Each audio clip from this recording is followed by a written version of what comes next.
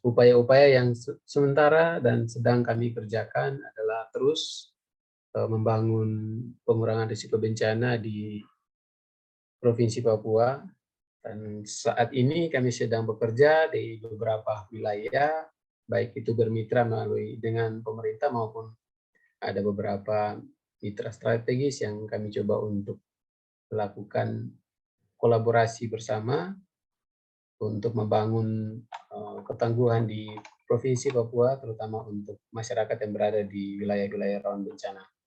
Oke, next. Sedikit terkait dengan Yayasan Papua Mandiri,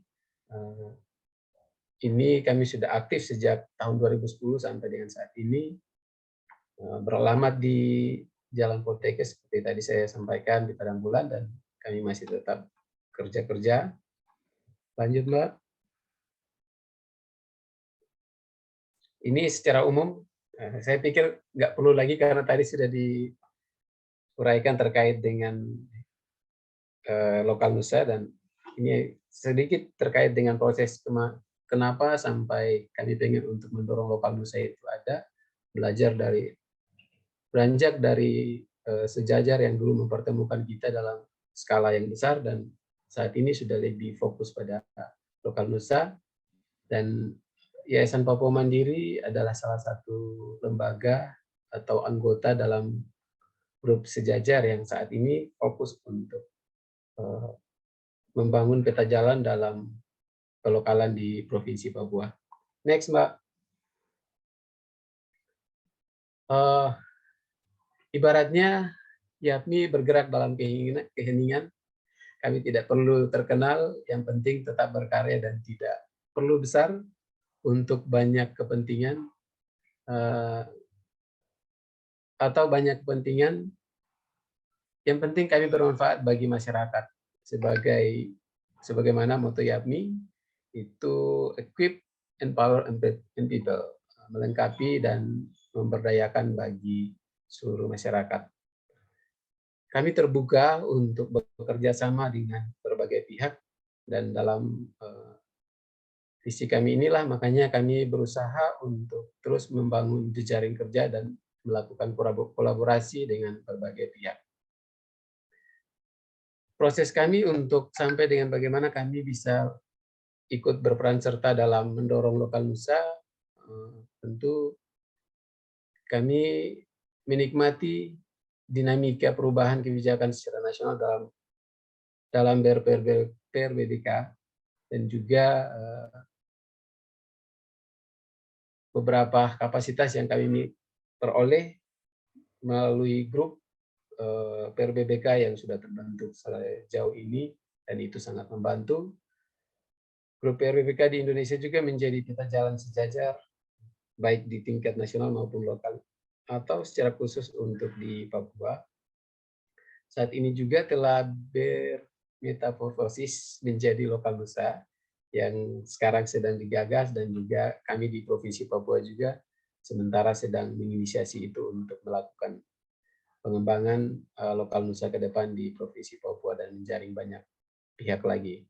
Kami berinisiatif untuk melakukan identifikasi dan mendorong keterlibatan OMS dan LSM di Papua dalam forum diskusi tingkat lokal maupun nasional yang bertujuan untuk saling berbagi informasi dan juga pengetahuan, kolaborasi, dan membangun ketangguhan di Provinsi Papua.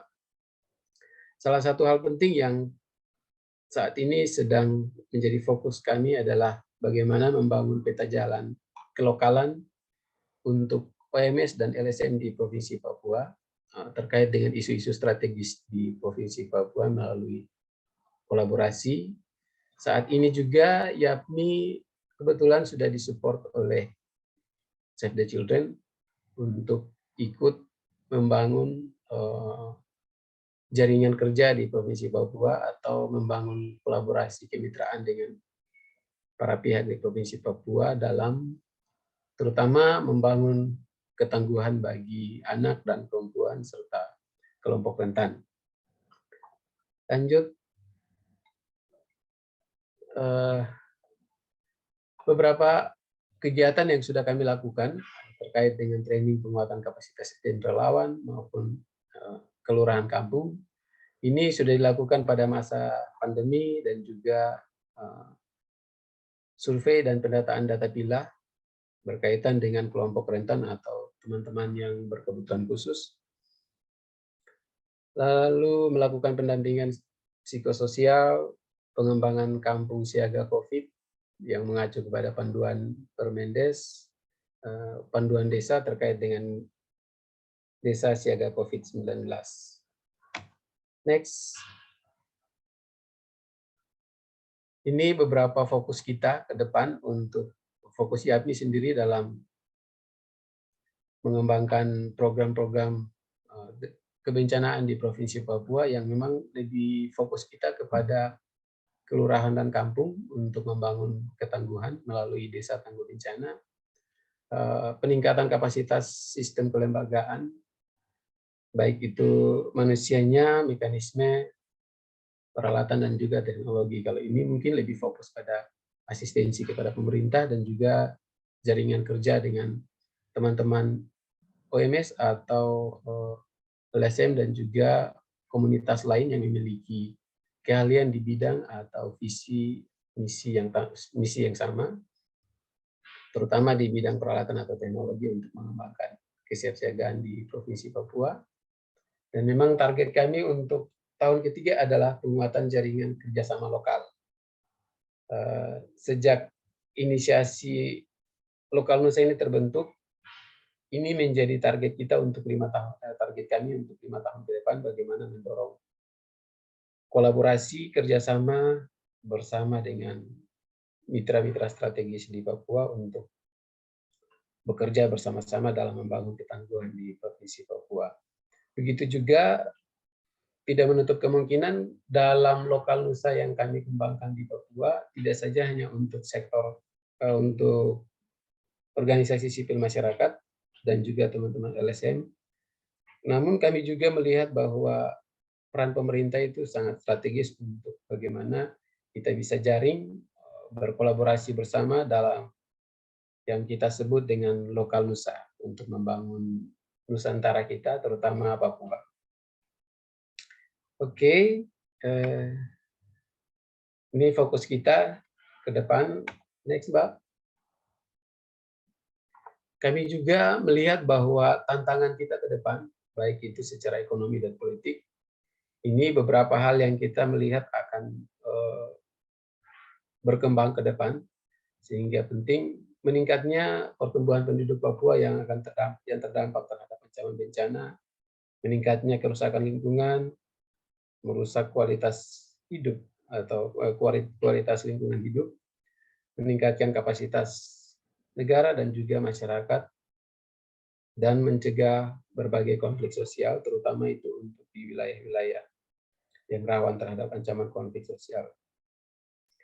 Kami juga mempunyai mimpi untuk ke depan itu makin terbukanya kerjasama para pihak untuk mengatasi berbagai permasalahan di Provinsi Papua, terutama bagi kaum marginal atau masyarakat yang terpinggirkan, itu menjadi target kami, dan juga pelayanan kemanusiaan terhadap para penyintas semakin efektif dan efisien selaras dengan siklus manajemen bencana, lalu membangun pembangunan antara daerah terisolir makin terbuka untuk bisa mengakses berbagai pembangunan yang ke depan itu akan dilakukan. Selain itu juga adanya peningkatan transportasi tol laut yang sementara ini sedang digalakan, ini juga kita akan melihat bahwa ini merupakan peluang yang ke depan kita akan dorong untuk bagaimana masyarakat yang berada di daerah terisolir bisa memanfaatkan peluang-peluang ini untuk kita pakai. Demikian Bapak Ibu terkait dengan sedikit mengenai upaya atau ide dan gagasan dari YAPMI yang ke depan akan dilakukan. Kami melihat bahwa Lokal Nusa ini sangat penting, makanya sejak sejajar mulai berafiliasi menjadi Lokal Nusa itu ibaratnya seperti mimpi yang doa yang sudah terkabul, karena itu adalah keinginan harapan kami dari awal untuk bagaimana peran peran serta masyarakat atau teman-teman lokal itu secara aktif dalam perencanaan sampai pelaksanaan dan juga monitoring dan evaluasi. Dan hal ini bisa kita lihat di dalam lokal nusa yang telah mengajak kita untuk melakukan pengembangan atau membangun peta jalan bersama secara nasional maupun saat ini kami akan kembangkan di tingkat lokal. Kurang lebih seperti itu Bapak Ibu yang sementara kami akan lakukan ke depan. Saat ini kami sedang mencoba untuk membangun jaringan kerja, melakukan identifikasi, sehingga belum bisa kami berbicara banyak. Nah, tentu kami akan mengajak teman-teman lokal untuk berdiskusi bersama-sama, lalu mungkin ke depan akan kita bisa lihat seperti apa arah peta jalan lokal nusa khusus untuk Provinsi Papua. Begitu Mbak. Baik. Over to you. Baik, terima kasih Om Kelly. Saya baru tahu, dikasih tahu ada yang ngechat saya dipanggil Om Kelly saja gitu. Nah, saya ada beberapa pertanyaan apa yang saya simpan tapi nanti untuk Om Kelly tadi dari ceritanya menarik sekali. Tapi sebelum saya bertanya dan mungkin kawan-kawan kalau ada yang mau ada pertanyaan boleh langsung aja di chat box-nya gitu. Tapi saya mau ngundang dulu Bang Sadik, Bang Sadik. Ya, halo Mbak. Ya. Bang Sadik ini dari Forum Pengurangan Risiko Bencana Sulawesi Tengah. Betul. Bang Sadik ada itu nggak, ada presentasi nggak? Soalnya nggak dikirim tadi ke Dapur Lokanusa. Atau mau cerita Saya aja? tidak punya presentasi, soalnya di sela-sela di sela-sela aktivitas coba untuk atur. Tapi mudah-mudahan dengan tidak ada presentasi juga bisa berbagi pengalaman. Cerita ya. Oke, kalau cerita. gitu kami pengen tahu gitu kan kiprahnya Bang Sadik sudah luar biasa nih di Palu gitu kan. Nah, ini mau dapat ceritanya nih bagaimana peran forum sebenarnya forum PRB ini di pengurangan risiko bencana baik di tingkat tapak yang benar-benar tapak gitu ya, mungkin di level desa sampai ke level provinsi, karena kemarin dengar-dengar juga Bang Sadik banyak menginisiasi forum-forum PRB di Sulawesi Tengah itu di berbagai level. Itu yang pertama. Terus yang kedua soal sebenarnya untuk memperkuat forum ini dukungan apa sih yang diperlukan gitu. 15 menit cukup ya Bang Sadik ya. Baik Mbak, terima kasih untuk waktunya 15 menit. Kalau dikatakan berkiprah tidak juga ya, karena ada suhu saya di sini nih, Om Petra. Nah, kalau berkaitan dengan pertanyaan forum PRB, kemudian dikaitkan dengan pelokalan, sebenarnya ini sesuatu yang berhubungan erat ya. Apalagi di pasca 28 September kemarin kita di Palu, Donggala, Sigi, dan juga Parigi Motong, benar-benar masyarakat tersadar bahwa daerah Sulawesi Tengah ini khususnya itu multi ancaman atau memang daerah yang penuh risiko. Nah, tapi di sebelumnya, di tahun-tahun sebelum kejadian 28 September 2018 itu, sudah ada upaya-upaya yang dilakukan, walaupun tidak masif ya, di beberapa wilayah, karena kita juga punya sejarah kejadian-kejadian tsunami, kemudian ada gempa bumi yang skala kejadiannya jangka pendek per 10-15 tahun. Namun itu belum benar-benar memantik dan memicu tingkat kesadaran yang lebih nyata di level masyarakat.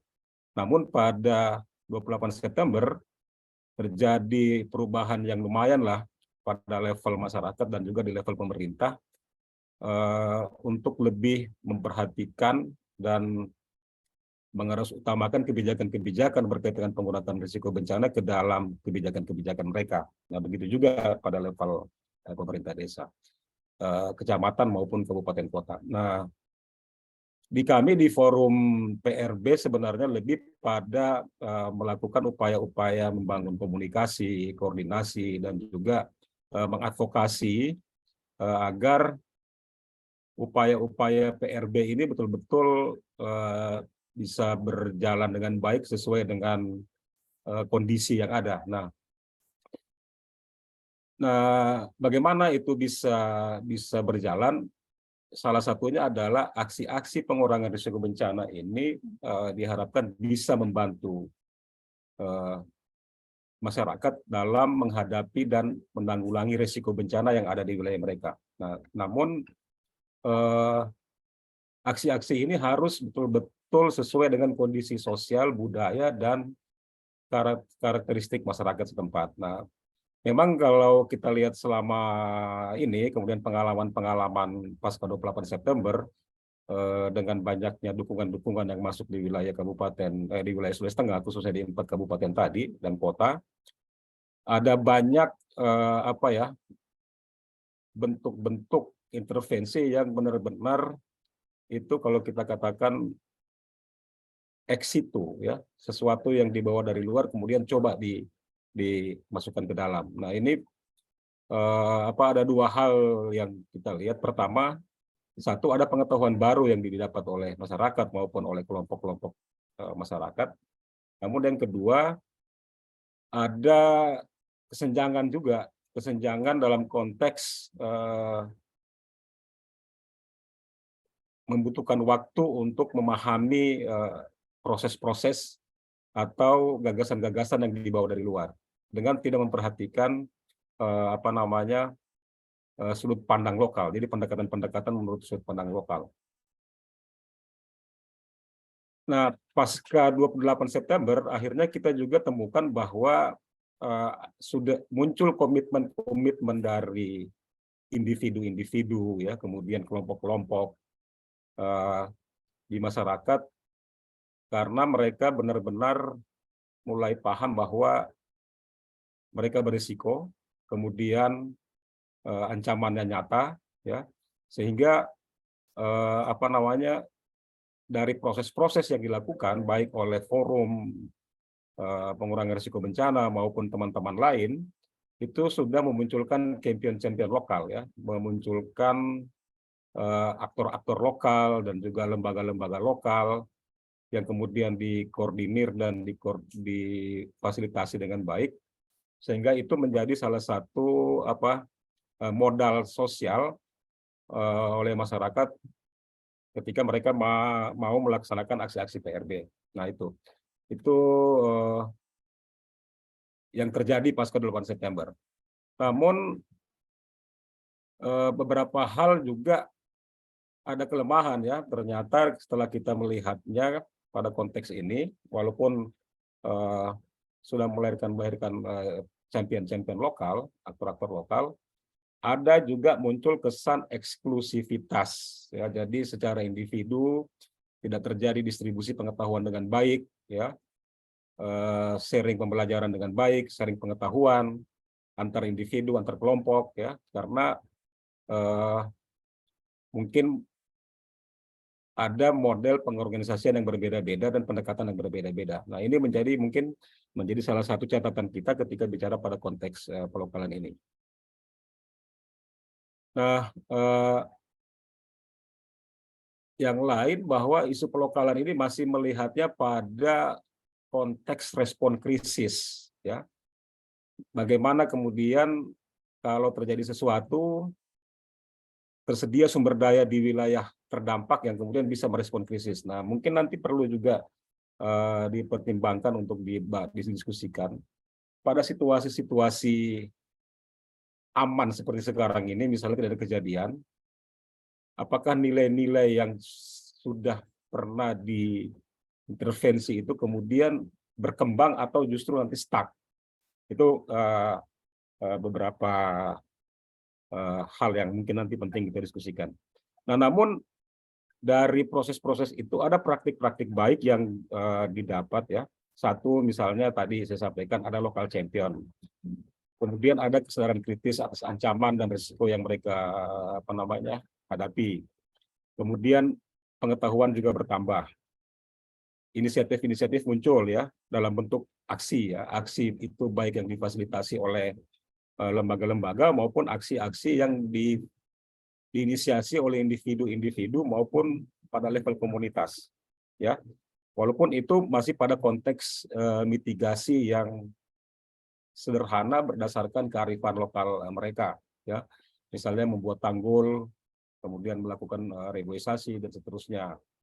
Nah, yang ketiga, terbentuk forum-forum PRB pada level desa sampai dengan level kecamatan sebagai ruang komunikasi dan koordinasi. Kemudian juga terbentuk kelompok-kelompok siaga bencana. Nah, kami juga mendorong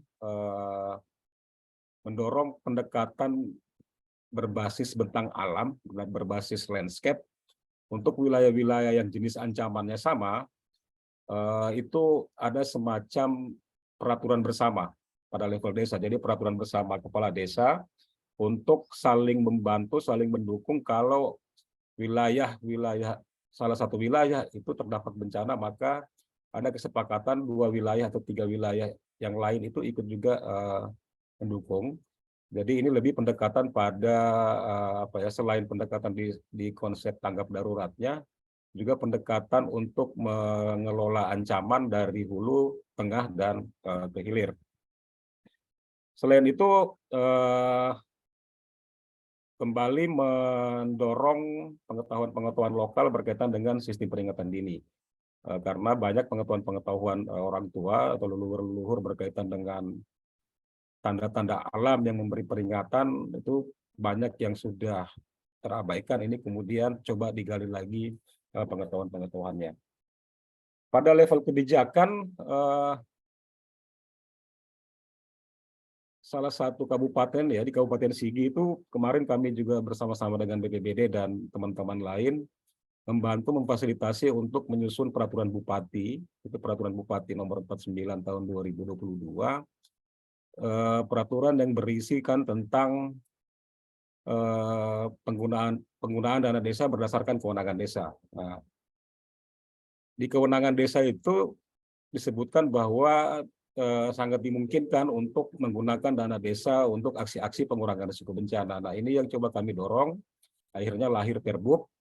Ini juga berdasarkan Juklak-Juknis yang dikeluarkan oleh Kementerian Desa.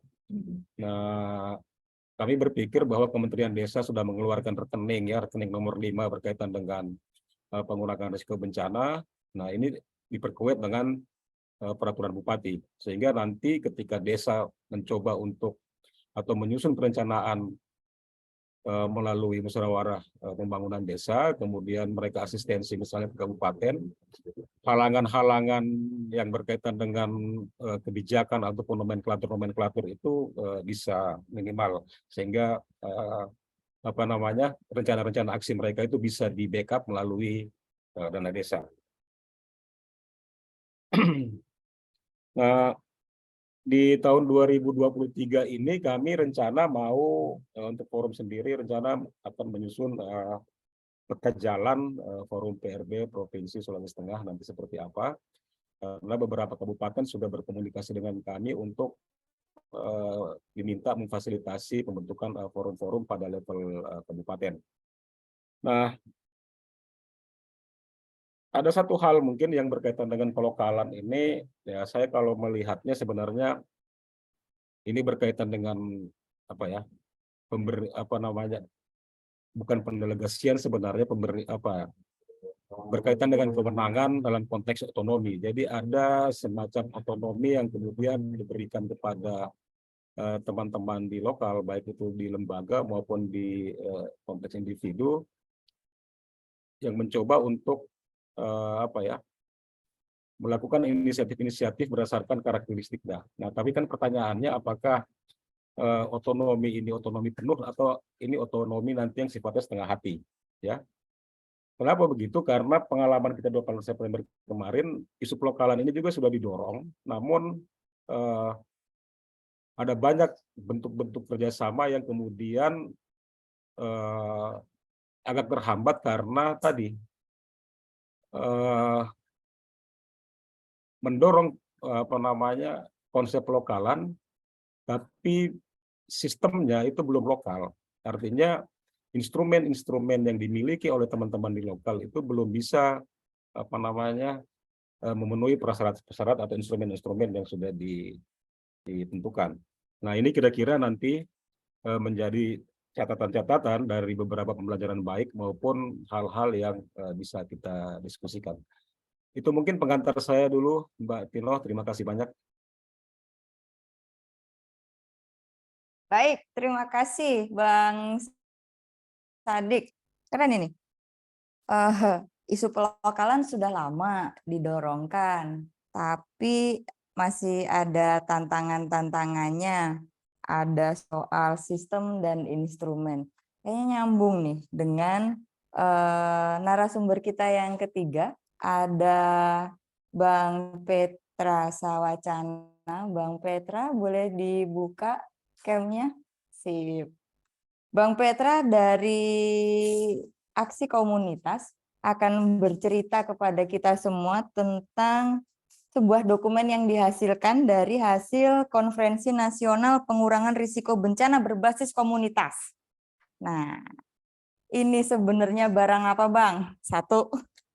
Terus yang kedua, dokumen ini nantinya mau dipakai apa? Dan yang terakhir, kira-kira nih, supaya dokumen ini bisa dioperasionalkan, strategi apa sih yang dibayangkan oleh kawan-kawan ini? Sama seperti dua narasumber yang lain, 15 menit ya, Bang? Ya, terima kasih Mbak Yosefin, kalau saya panggilnya Mbak Yosefin. Ya, kemarin saya di Mbak Indi gitu ya, memang kebetulan saya boleh share screen ya, kaitannya dengan gerakan PRBBK di Indonesia. Nah, konferensi PRBBK itu adalah sebuah hub yang diinisiasi oleh MPBI, yang sampai saat ini menjadi pilar bagi organisasi untuk berbagi sharing cerita. Tapi saya saya tidak menjelaskan apa itu RBBK. Mungkin kita sudah tahu semuanya. Saya hanya mencoba untuk proses bagaimana PRBBK gitu ya.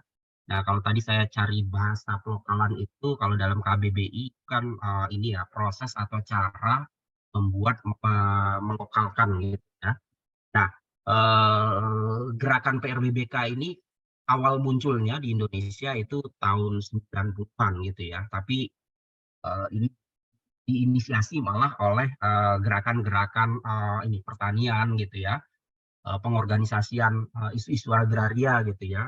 Kita kenal bagaimana Romo Mangun gitu ya, membangun kalau kita pergi ke Flores Timur itu atau Flores gitu ya, nama Romo Mangun itu sudah melegenda gitu ya. Ketika terjadi apa, dia datang dengan berbagai konsep dan metode yang dibawa gitu ya. Kemudian berkembang juga di Merapi. Nah, di periode kemunculan ini belum melihat bahwa saya ingat dulu salah satu pentolan PRBBK selalu diledek sama teman-teman lingkungan gitu ya. Nah, ini kalau bicara ini PRBBK pasti ngomong resiko. Gitu. Nah, kemudian baru PRBBK itu mulai dilihat ketika ada tsunami Aceh gitu ya. Tsunami Aceh yang besar, tapi proses itu sudah berjalan di Merapi gitu ya. Nah, hanya saja konteks PRBBK ini lebih mengutamakan pada kita harus punya satu musuh bersama gitu. Saya mungkin seperjalanan ini gerakan-gerakan PRBBK itu dapat nyata terlihat itu ketika kita bersama-sama masyarakat, ketika dia mempunyai musuh bersama yang mengeksploitasi sumber daya alam gitu ya, kemudian menyebabkan dampak risiko. Hanya saja sedikit kritis kita gitu ya, teman-teman pelaku PRB itu belum masuk ke ranah-ranah hulu dalam penanganan gerakan ya. Masih di hilir gitu ya, bagaimana menyiapkan masyarakat siap menghadapi bencana. Tapi ketika saya mencoba untuk masuk di ranah hilir, ya, beberapa kali saya jadi saksi ahli, ketika gugatan-gugatan lingkungan, hakim itu sekarang sudah memperhatikan beberapa kasus-kasus yang waktu itu dimenangkan oleh masyarakat, itu konteks dampak terhadap risiko itu menjadi pertimbangan besar gitu ya. Karena kita bisa menguraikan bagaimana dampak itu berisiko yang tidak terbatas gitu ya, sehingga itu menjadi dasar gitu. Nah, gerakan-gerakan muncul ini, gerakan-gerakan PRBBK ini muncul ketika ada musuh bersama. Musuh bersamanya apa? Ancaman gitu.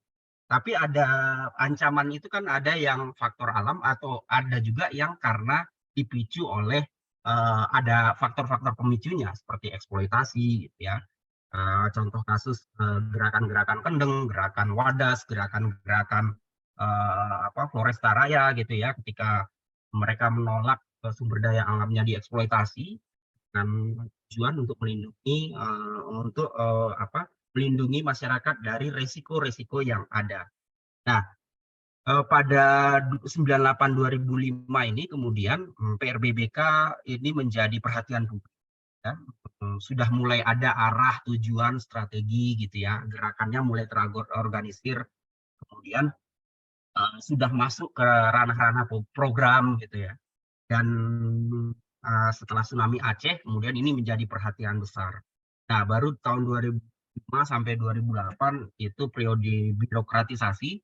Nah, saya ingat dulu ketika gerakan-gerakan PRBBK ini berjalan, kemudian ini ada gap yang besar gitu antara masyarakat lebih siap dibandingkan dengan ketika pelokalan tadi, isu masyarakat lebih siap menghadapi bencana, ini pemerintah itu dalam arti tertinggal gitu ya, dalam hal bagaimana memenuhi pelayanan dasar bagi masyarakat yang terdampak bencana.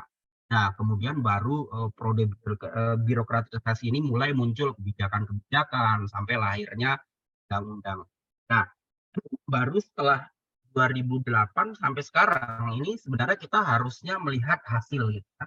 Bagaimana gerakan PRBK bertumbuh dari proses-proses gerakan masyarakat pertanian gitu ya, pengelolaan sumber daya alam, lingkungan gitu, sampai ke gerakan-gerakan yang kalau sekarang pemerintah kemudian menerjemahkan itu dalam program berbasis desa gitu ya. Banyak program-program yang muncul gitu. Nah, ini terlihat ketika COVID kemarin. Nah, ini pelembagaan PRBBK dalam program berbasis desa di semua kementerian lembaga itu punya program berbasis desa yang targetnya adalah komunitas masyarakat desa. Tapi ketika didiskusikan bahwa desa di setiap kementerian lembaga itu tidak bicara desa administrasi, tapi desa komunitas yang berada di wilayah desa yang memiliki keberagaman, kesamaan landscape gitu ya, dan kesamaan ancaman di beberapa kementerian. Nah, ini skema integrasi kebijakan dalam program itu sebenarnya ketika gerakan PRBBK itu menjadi sebuah program, nah ini yang kemudian kita harus lihat bahwa ada kebijakan-kebijakan yang operasional muncul itu dukungan untuk bagaimana program itu terimplementasi. Tadi Bang Sadik sudah menjelaskan bagaimana dana desa, bagaimana itu satu langkah yang nyata. Kita juga harus masuk melihat bagaimana kebijakan yang struktural ini juga disasar gitu ya, sehingga ada program itu menghasilkan eviden, praktek baik dan model untuk mendorong kepada kebijakan-kebijakan yang ada di level dari nasional sampai ke desa. Nah, ini pendekatan-pendekatan gender inklusivitas dalam CBDRM atau pengelolaan risiko bencana berbasis masyarakat. Nah, bagaimana peran-peran perempuan partisipasi dan peran perempuan dalam konteks ini, baik itu kalau ini kan yang disorot lebih pada bagaimana kelompok-kelompok yang terpinggirkan di komunitas gitu ya, sehingga punya peran yang sama gitu ya. Nah, salah satu contoh gini, ketika saya menjadi saksi ahli di Manggarai Timur gitu ya, ketika 2 orang menggugat ada satu investasi besar. Nah, ada kecurangan-kecurangan yang dilakukan. Nah, justru kelompok-kelompok perempuan itu punya strategi bagaimana cara mendapatkan informasi, kemudian informasi ini diolah menjadi satu gerakan bersama untuk mendorong atau menekan kelompok-kelompok laki-laki dalam hal ini gitu ya, untuk transparan dalam sosialisasi. Ternyata ada proses-proses yang menyimpang yang itu berujung pada penggadaian sumber daya alam gitu ya, sehingga ini yang kemudian menjadi dasar mereka untuk bagaimana gerakan-gerakan ya ketika ada musuh bersama itu akan berbeda. Misalnya ada ancaman yang nyata gitu ya, akan berbeda proses gerakannya daripada program yang kita lakukan gitu. Ini KNPRBBK dari masa ke masa dimulai tahun 2024 gitu ya, dimulai di Jakarta, kemudian berbagai event, berbagai ini itu mempertemukan satu jejaring NGO, masyarakat, komunitas, pemerintah yang punya kepentingan bersama dalam isu PRBBK. Nah, di dalam prosesnya kemudian baru di tahun 2021 sampai 2022 kita menentukan target besaran bagaimana kita mencoba untuk merefleksikan PRBBK yang sudah dilakukan. Apakah PRBBK ini telah menjadi gerakan itu sendiri atau PRBBK ini adalah sebuah program. Kalau kita lihat Destana gitu, Destana itu kan bagian pelembagaan dari PRBBK, di mana makna gerakan ketika itu program itu dijalankan itu menjadi berkurang nilainya. Makanya ketika program-program PRBBK atau gerakan-gerakan komunitas yang jelas musuhnya gitu ya, musuh bersama gitu, bisa ancamannya, bisa korporasi atau apapun itu yang kemudian menjadikan masyarakat lebih aware terhadap risiko yang dihadapinya. Nah, ini refleksi PRBBK kemarin di 2 PRBBK tahun 2001 dan 2021 dan 2022 itu ada di 19 wilayah atau region gitu ya, melalui sidang pleno dan proses-proses di region kemudian dilakukan bersama-sama. Itu memunculkan 3 isu besar. Pertama tata kelola, kemudian praktek dan kualitas. Bagaimana kita melihat tata kelola ini yang sinergi dengan tadi yang disampaikan Bang Sadik tadi, program berbasis desa gitu ya, dana desa, program-program penguatan kelembagaan di level desa gitu ya. Nah, kemudian bagaimana nih praktek-praktek baik gitu ya, yang terintegrasi dan terkoneksi sehingga ada satu momen bersama dalam menjaga kualitas gerakan PRBBK itu. Nah, kemudian yang terakhir kualitas itu peningkatan kualitas PRBBK yang mandiri, berdaulat dan berkelanjutan. Nah, sehingga gerakan-gerakan ini akan menjadi pelokalan yang saya kangen kembali ke zaman-zaman ketika ada musuh bersama gitu ya. Dan PRBBK tentu sejak 30 tahun terakhir itu 1,5 kali meningkat bencananya gitu ya. Sepertiga populasi penduduk Indonesia itu terpapar risiko bencana.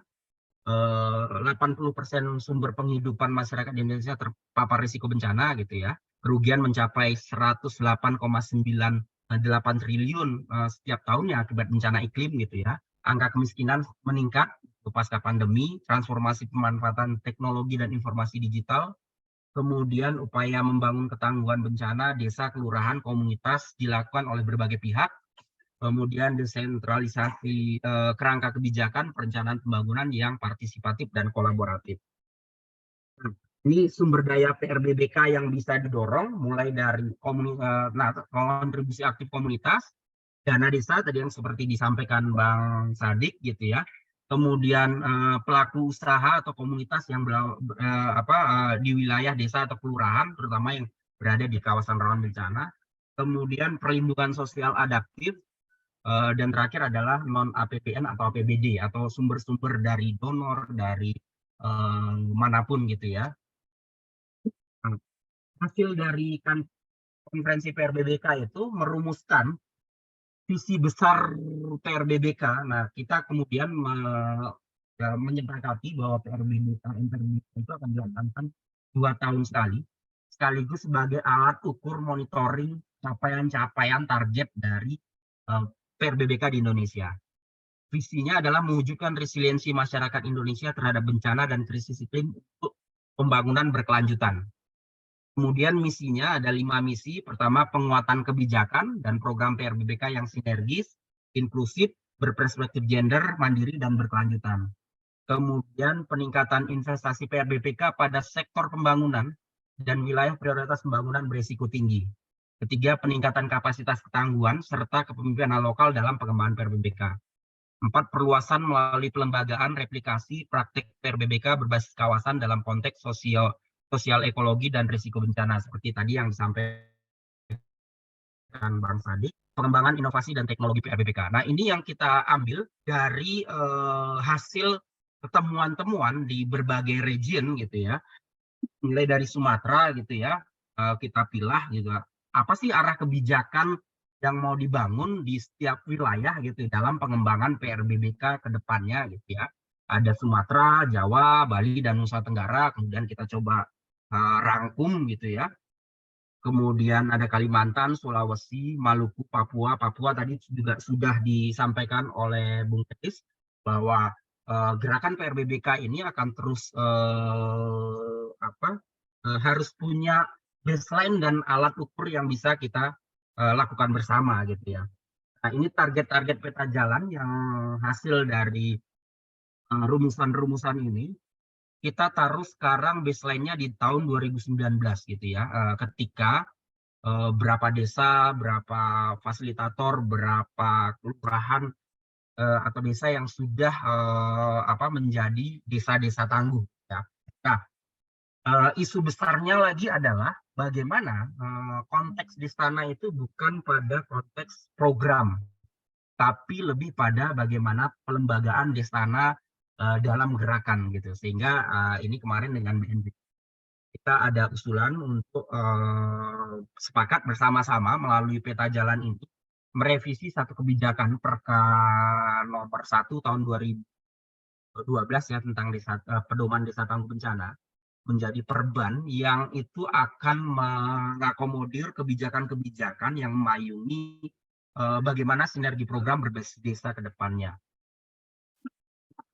Pertanyaan refleksinya ketika kita ini sudah berapa lama program PRBBK di Indonesia gitu ya? Berapa jumlah desa atau kelurahan mendapatkan program membangun ketangguhan? Di mana program itu sudah dilaksanakan? Berapa orang dan berapa fasilitator yang sudah terlibat? Siapa saja yang pernah terlibat? Kemudian apa yang sudah dihasilkan? Bagaimana cara mengukur desa atau kelurahan tangguh bencana di Indonesia?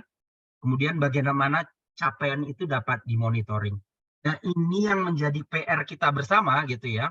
Jadi kami menghimbau gitu ya di dalam gerakan PRBBK ini setiap daerah gitu ya, terutama bagaimana kita tentu bersama-sama merumuskan bagaimana kita bisa mempercepat mencapai target peta jalan ini sampai dengan 2045 gitu ya, di setiap region gitu ya. Apa kontribusinya, bagaimana berkontribusi, kemudian menentukan bagaimana cara kita mengukur sehingga kita tahu bahwa PRBBK di Indonesia ini sudah terlembagakan dalam program kebijakan dan implementasi sampai di level komunitas. Mungkin itu dari saya. Ini pertanyaan refleksi yang menjadi pertanyaan kita bersama yang perlu kita diskusikan sehingga nanti mungkin ke depan di entitas KNPRBBK kita akan merumuskan bagaimana kontribusi dari setiap wilayah untuk mencapai capaian peta jalan dan bagaimana kita mengembangkan bersama cara memonitoring sehingga 3 komponen PRBBK dari tata kelola, praktek, dan kualitas tadi bisa terpenuhi. Mungkin itu dari saya, Mbak Josephine. Saya kembalikan kepada. Agak kagok dipanggil Mbak Josephine. Terima kasih Bang Petra. Ternyata Bang Petra ngasih pertanyaan besar buat kita semua ini, tapi nggak masalah, mungkin di sini kita akan bisa mendiskusikannya bersama. Sebelumnya saya mau mengingatkan kawan-kawan sekalian yang hadir untuk mengisi daftar hadir dan mengisi tautan untuk bergabung menjadi bagian dari Lokanusa apabila kawan-kawan berkenan gitu. Dan apabila ada pertanyaan yang ingin disampaikan kepada 3 narasumber kita, silahkan langsung saja raise hand dan dibuka mic-nya dan langsung saja bertanya gitu. Ini forumnya bebas-bebas saja. Sudah ada Bang Alvin YPM Ambon sudah angkat tangan. Boleh dibuka cam-nya, Bang?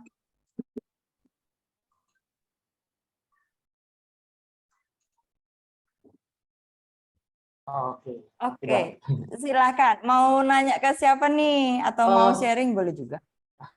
Saya sebenarnya mau bertanya ke, ya sebelumnya selamat siang. Perkenalkan saya Alvin dari Jakarta Maluku dari Ambon. Saya mau bertanya sebenarnya dengan saudara jauh saya ini yang lama baru saya lihat lagi di Om Kelis.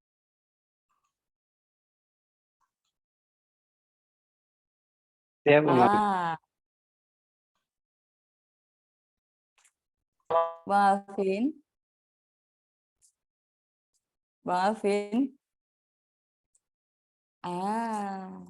Ini nih serunya nih. Sebelah timur ya, sebelah timur.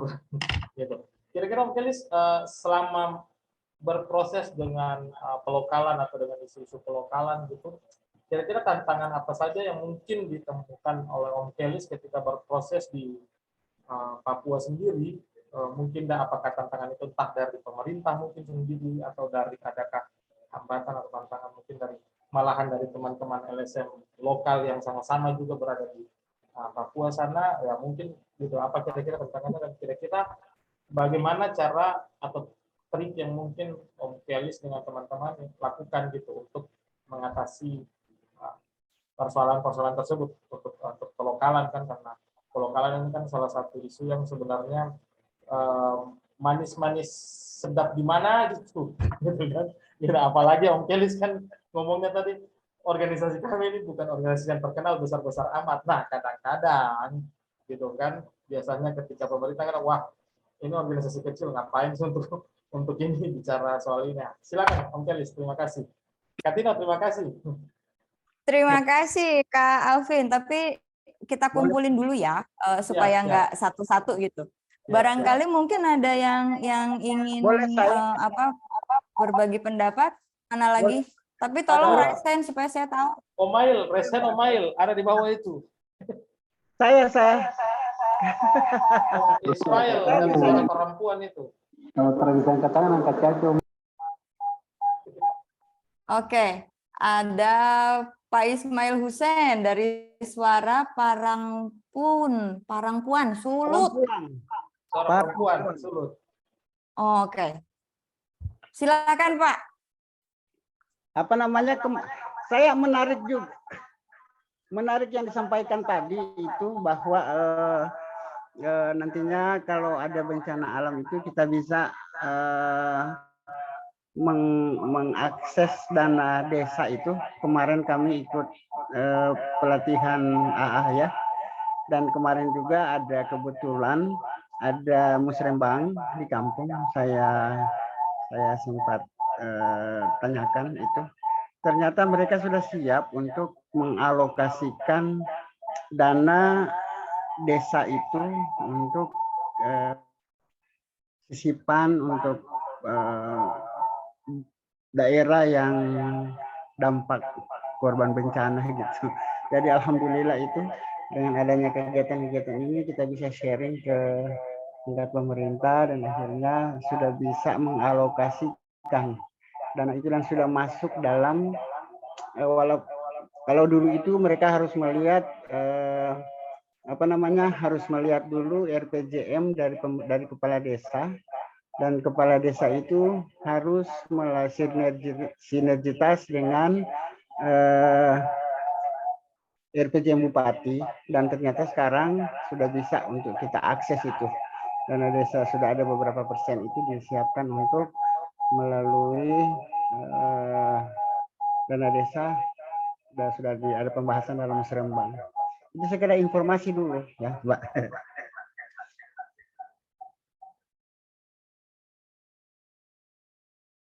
Baik, terima kasih Pak Ismail. Jadi sekarang dana desa sudah bisa diakses ya untuk sudah bisa untuk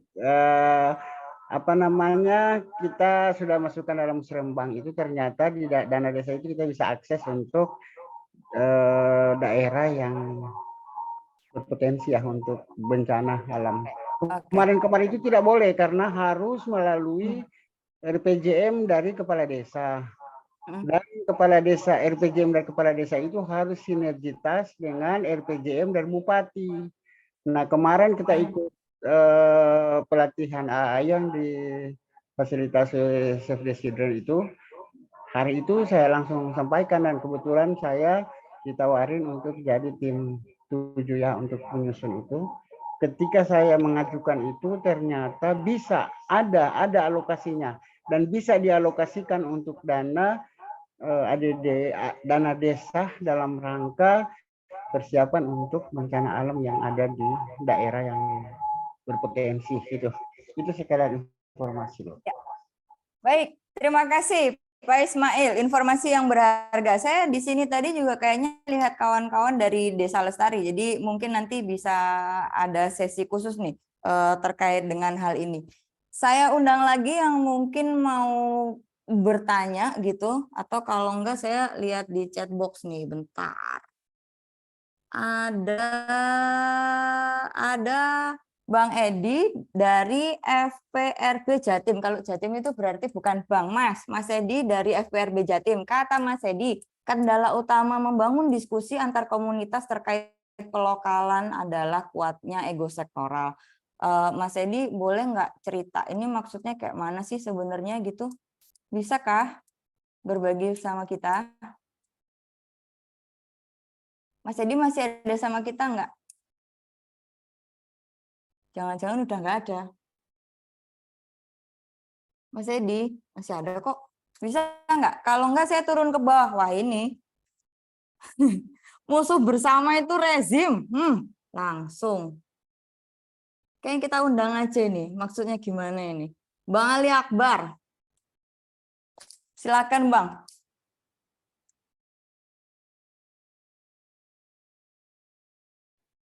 Ali Akbar Hilang. stand up comedy ya bukan ya? Iya, jangan-jangan sekedar komen terus meninggalkan gitu, nggak bertanggung jawab sekali. Stand up comedy kayaknya Ali Akbar. Iya, makanya jangan-jangan banyak yang kangen ini sama Bang Ali ini. Bang Ali.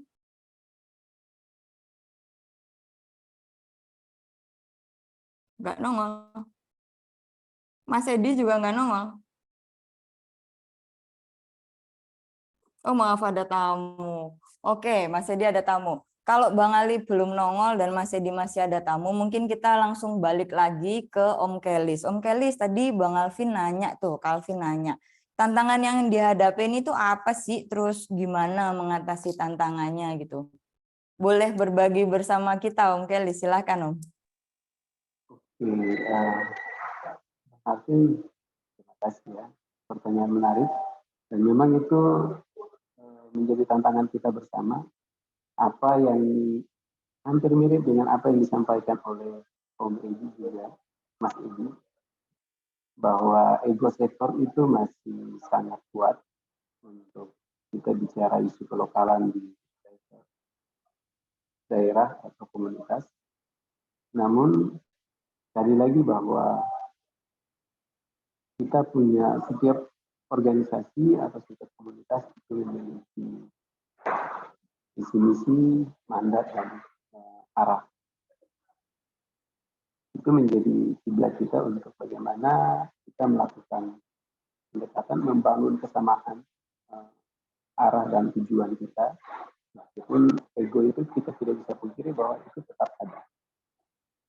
Salah satu hal yang perlu kita sampaikan kepada teman-teman di tingkat lokal adalah banyak sekali teman-teman di level komunitas atau lokal itu tidak mengupdate atau tidak mengikuti perubahan kebijakan dan juga perkembangan yang terjadi di tingkat urusan-urusan PRB, baik itu di level pemerintah maupun PRB di urusan nasional dan secara global itu masih sangat minim.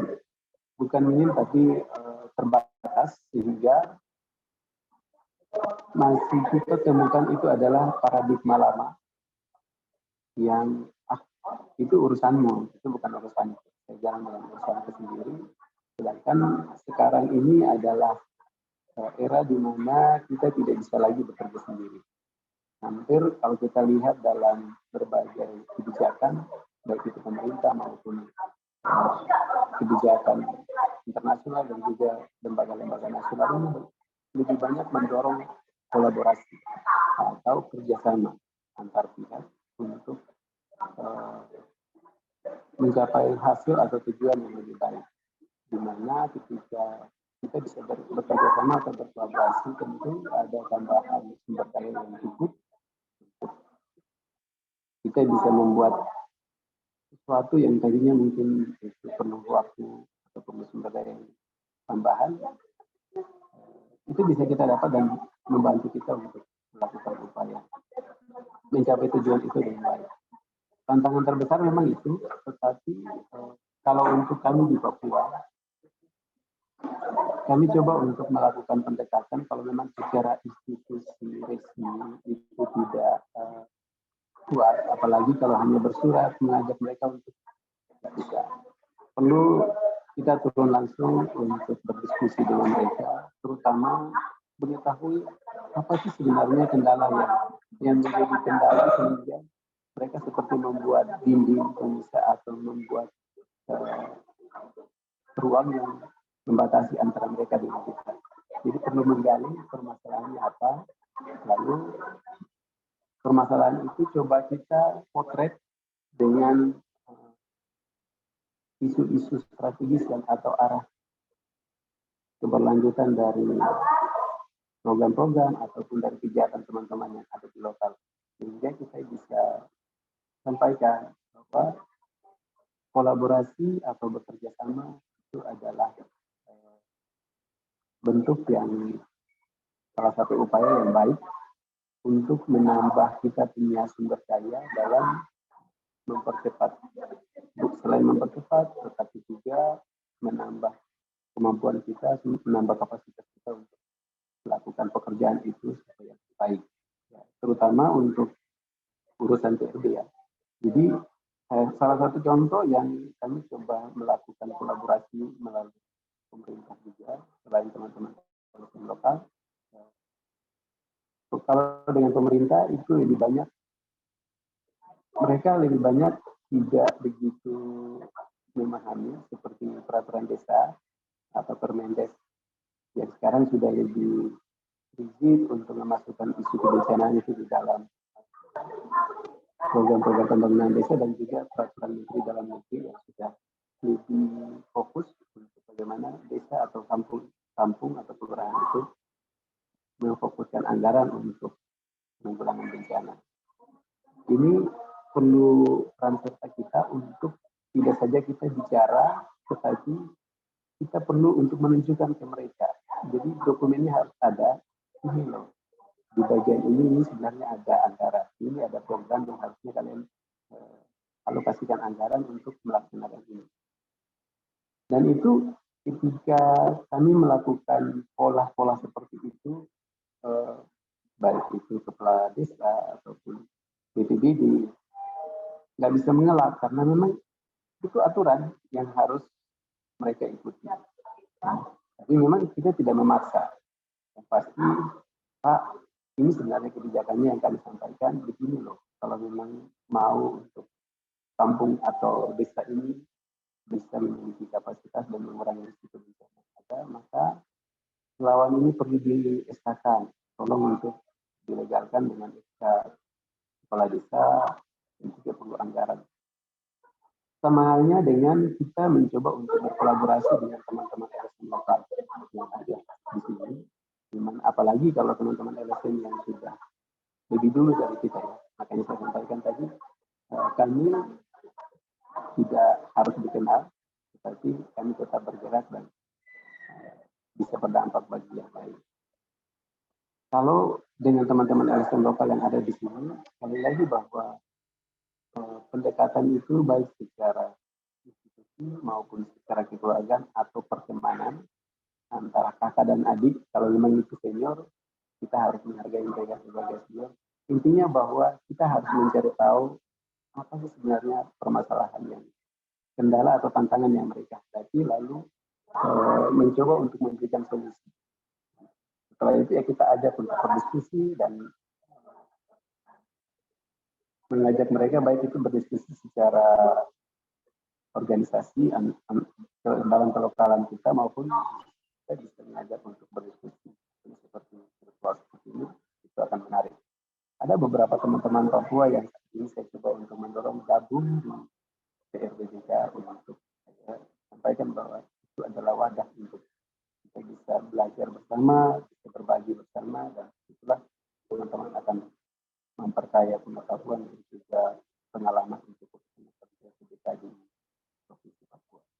Dan kita di Papua tidak bisa ini pendekatan persaudaraan atau pertemanan, kekeluargaan itu sangat penting ke depan. Saya pikir itu sama dengan kemasin di Maluku. Itu hal menarik, tetapi tidak bisa kita kesampingkan terkait dengan regulasi atau aturan-aturan yang ada, karena itulah dasar pijakan kita. Kalau itu berkaitan dengan pemerintah, kalau yang berkaitan dengan teman-teman NGO lokal, kita tinggal lihat saja bahwa ada perubahan secara kebijakan secara nasional, dan itu berdampak kepada program-program yang akan diimplementasi oleh teman-teman NGO di daerah. Dan kita tidak, teman-teman NGO di daerah tidak bisa memaksakan dia harus tetap seperti itu. Jadi coba untuk membuka diri, melihat apakah perlu untuk apakah peluang itu bisa untuk diimplementasikan, disesuaikan antara perubahan kebijakan secara global dan juga nasional dan kita di daerah. Itu yang perlu, yang penting sekali itu perlu untuk kita memotret diri kita dan melihat peluang-peluang yang ada itu apakah searah atau sejalan dengan mimpi kita atau berbeda. Itu Mas Alvin dan Om Isya. Waktunya Mbak. Baik, terima kasih. Kak Alvin, cukup nggak penjelasan dari Om Kelis? Atau masih ada yang penasaran? Nah, Cukup ya? Cukup. Paling tidak dapat gambaran, karena antara, ya tadi yang saya bilang sama-sama orang timur, faktor kulturalnya itu mungkin sedikit mirip-mirip gitu model-modelnya. Jadi paling tidak pendekatan-pendekatannya bisa menjadi salah satu apa ya, yang tadi Om Kelly sampaikan, bisa jadi salah satu pembelajaran juga ya untuk kita di sini juga. Mungkin itu. Terima kasih Om Kelis, Katino. Terima kasih Calvin. Saya mau balik lagi ke chat box. Wah, ada Mbak Nurul Purnamasari di sini. Dalam pengalaman DL ini apa? Desa Lestari maksudnya.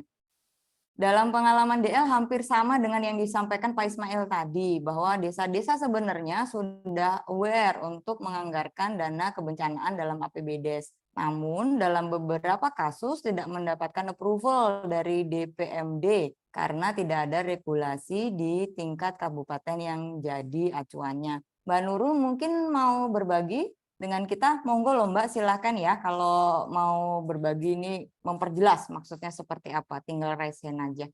Lalu ada, ini nggak ada namanya, Sultan Safir Perkumpulan Imunitas.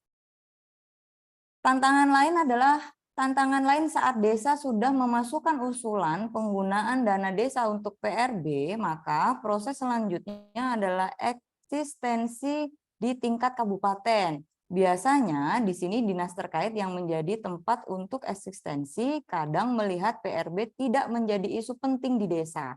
Hal lain lagi, tidak adanya kebijakan di tingkat kabupaten yang bisa dijadikan payung hukum dalam pengalokasian anggaran dana desa untuk PRB. Kayaknya ini nyambung ini. Kawan-kawan ini mungkin nanti di sesi berikutnya diskusi webinar Lokanusa bisa mengundang kawan-kawan Desa Lestari dan kawan-kawan lain yang dalam sektor yang sama gitu ya. Ada lagi kah yang ingin bertanya? Mungkin yang saya panggil-panggil tadi mungkin bisa berbagi suaranya. Kalau enggak, sebelum kita kembali lagi ke sesi tanya jawab, saya mau ngundang satu teman saya, ada Mas Samsul. Mas Samsul sudah ada ya? Mas Samsul boleh tolong dibuka cam-nya nggak, Mas? Mas Samsul. Halo Mas Mbak. Samsul, Yes. hai. Ketemu Hai. lagi kita. Ya. Gimana?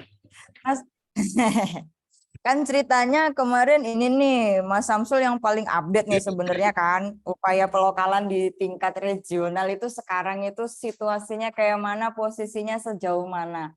Nah, boleh dong cerita ke kita tentang itu, tapi nggak lama-lama supaya Oke. kita masih bisa diskusi lagi.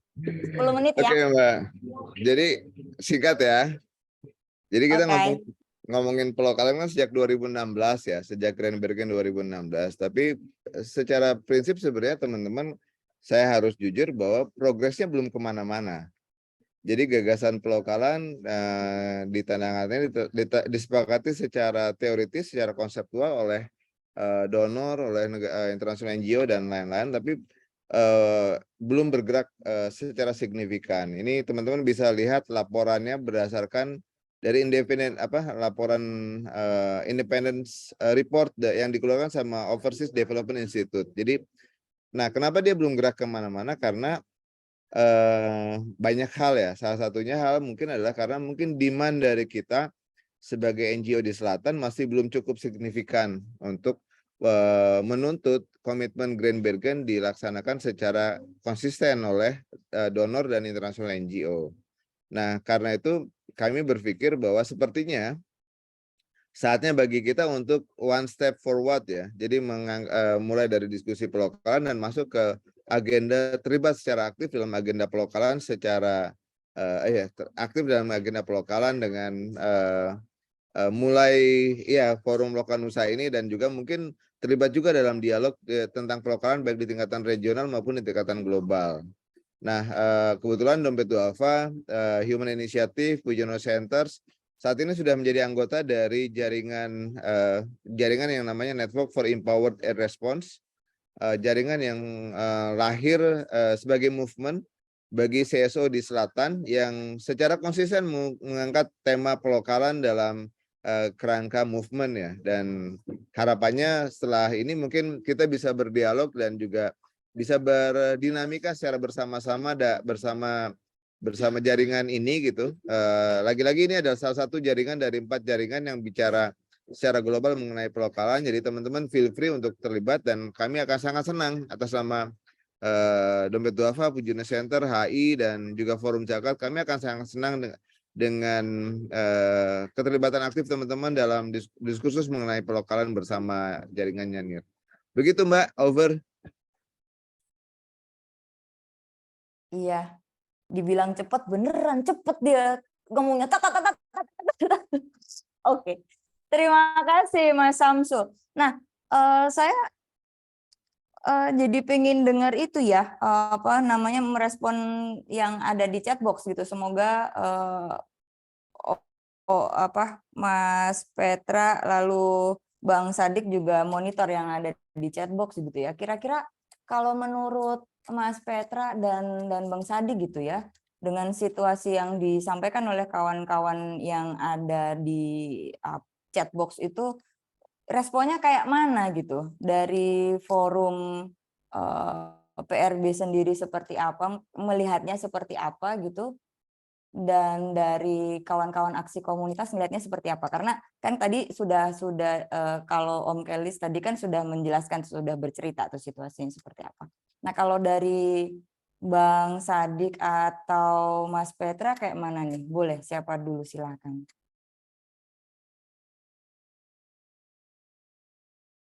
Halo? Saya dulu kalau begitu. Boleh, silakan. Ya, oke. Yang pertama, untuk situasi itu sebenarnya mundur, kalau kita katakan itu mundur. Nah, kenapa? Karena pemerintah pusat juga sudah mengeluarkan banyak regulasi yang betul-betul kebijakan-kebijakan itu sudah mengarah ke pengurangan risiko. Nah, tapi memang ada skala-skala prioritas di level kabupaten yang kadang-kadang tidak mempertimbangkan atau memperhitungkan itu. Yang kedua,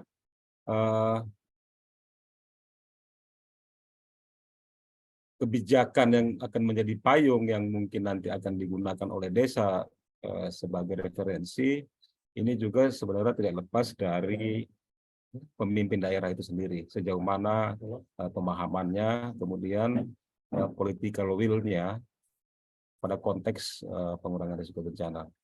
Yang lain mungkin dibutuhkan pemicu atau trigger. Nah, 28 September ini kalau kami di Sulawesi Tengah itu menjadi salah satu pemicu, sehingga memunculkan kesadaran pada pemimpin untuk kebijakan-kebijakan yang dikeluarkan itu sudah memang benar-benar berorientasi kepada upaya-upaya pengurangan risiko bencana. Salah satunya adalah misalnya yang dilakukan oleh pemerintah Kabupaten Sigi. Begitu juga dengan pemerintah Provinsi Sulawesi Tengah, kemudian Kota Palu ya, dengan RPJMD-nya yang sudah sudah inklusi. Kemudian juga Kabupaten Donggala. Itu walaupun bentuk kebijakan-kebijakannya tidak sama, tapi arahnya sudah ke sana. Nah, tapi sebenarnya menurut saya terlepas itu belum ada kebijakan pada level kabupaten, teman-teman di desa sebenarnya bisa merujuk pada peraturan Kementerian Desa yang akan dijadikan salah satu basis nomenklatur pada RPJMD-nya, ya. Sehingga ketika mengusulkan itu benar-benar berdasarkan hasil musyawarah pembangunan desa, ya, dari level dusun kemudian sampai ke tingkat desa, kemudian menjadi prioritas, kemudian basis nomenklaturnya atau rujukannya adalah salah satunya dari peraturan Kementerian Desa. Nah, ini saya pikir tidak menjadi halangan ketika itu melakukan asistensi di level kabupaten. Nah, tapi memang di kita juga ada kelemahan-kelemahan bahwa salah satu